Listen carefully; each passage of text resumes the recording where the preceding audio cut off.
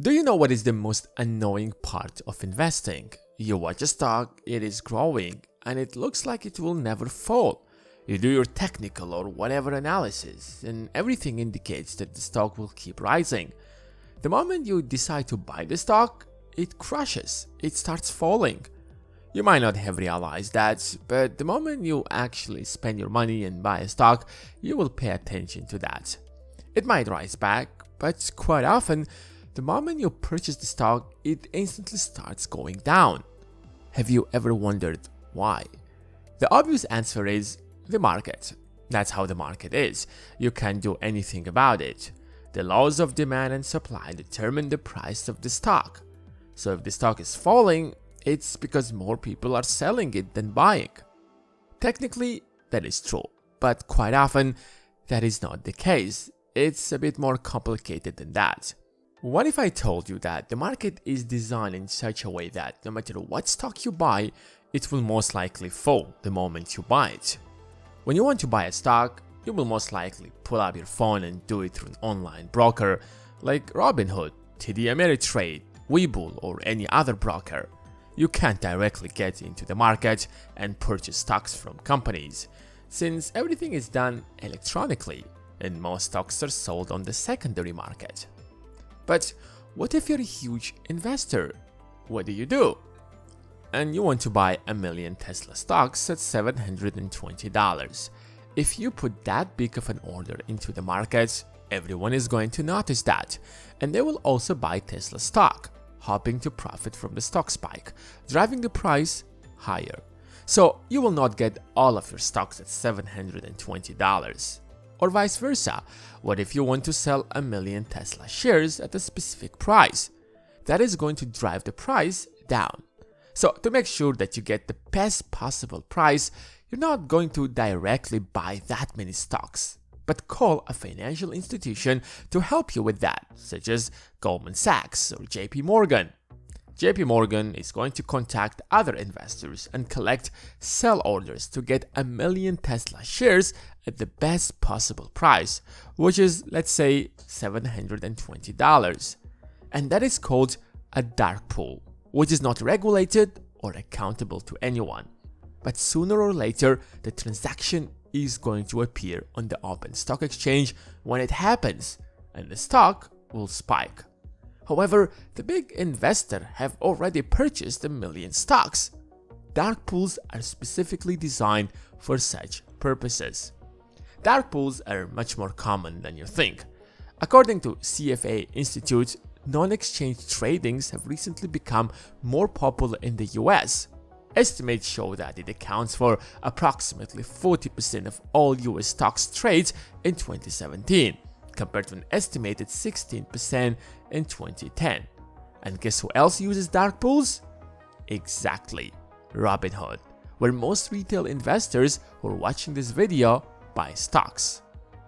You can make a case that there is nothing inherently bad with the fact that Robinhood uses the dark pool, and you would be 100% right. But things are not as simple as they might appear at first glance. Since dark pools are private exchanges for trading securities that are not accessible by the investing public, we don't know everything that's happening behind the scenes. But what we do know for sure is that a vast part of Robinhood's revenue comes from selling your trades to hedge funds. Since the invention of the stock market, hedge funds, investment banks, and institutional investors have tried to come up with different ways to predict the market. Once you know which stock is going to rise, you have a guaranteed way to make money. Just buy that stock, wait till it spikes, and sell it. And boom, you have made money. It's as simple as that. And vice versa. If you know that a stock is going to plummet, all that is left for you to do is short it.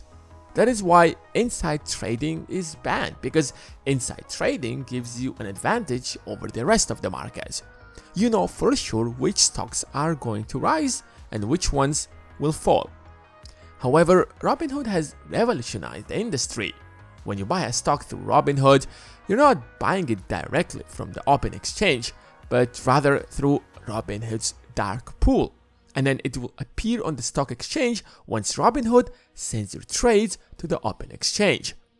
However, before sending them to the open exchange, your trades are sent to hedge funds. So hedge funds technically know which stocks are going to rise. Let's say there are thousands, if not hundreds of thousands of purchase orders on Apple stock from different investors in Robinhood. It will slightly push the stock to spike at least. So hedge funds would also buy Apple stock right before it appears on the open stock exchange and instantly sell it when the stock spikes. This all happens in a fraction of a second. It is called high-frequency trading. It's a trading method that uses powerful computer programs to transact a large number of orders in a fraction of a second. It uses complex algorithms to analyze multiple markets and execute orders based on market conditions. In plain English, Robinhood sells your trades to hedge funds, which uses these data to buy stocks before it appears on the open exchange, and then sells them the next moment, bringing the stock down again. Because hedge funds are the ones who are actually making a profit from this deal. Of course, individual trades don't make much of a difference, but Robinhood has over 22 million users. Collectively, their trades can move the market. And secondly, hedge funds don't make astronomical returns on these high-frequency trades. Margins are slim. It could be from few cents to a few dollars. But when you combine them together over time, they turn into hundreds of millions of dollars, if not billions. Over 50% of Robinhood's revenue comes from selling users' trades. That's how Robinhood manages to keep its platform free.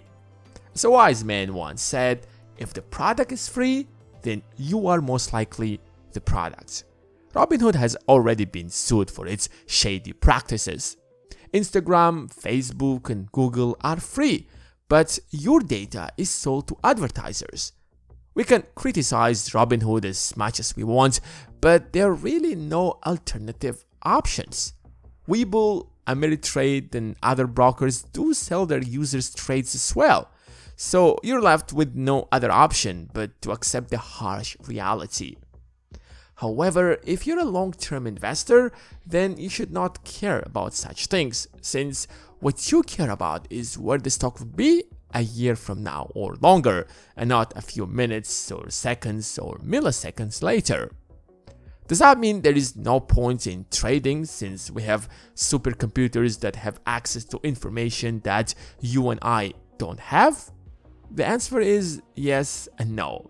There is still money to be made if you're a retail investor, but you should keep in mind that you're always behind the hedge funds. Hedge funds pay premiums to brokers such as Robinhood to access that kind of data.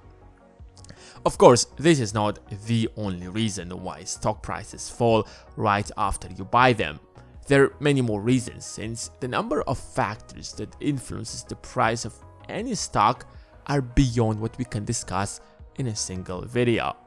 But the fact that most retail investors use brokers such as Robinhood is one of the main reasons. If you want to understand the world of the stock market, you can always check my stock market course on Skillshare. It's simple, straight, and you can get it for free if you use the link in my description to sign up for Skillshare. There is going to be an assignment at the end of the course, which I will personally check and provide you with feedback. What do you think about Robinhood's business model? Do you think they have the moral right to sell your trades in exchange for keeping the platform free? Let me know in the comments below. That's it for today. Thanks for watching and see you in the next one.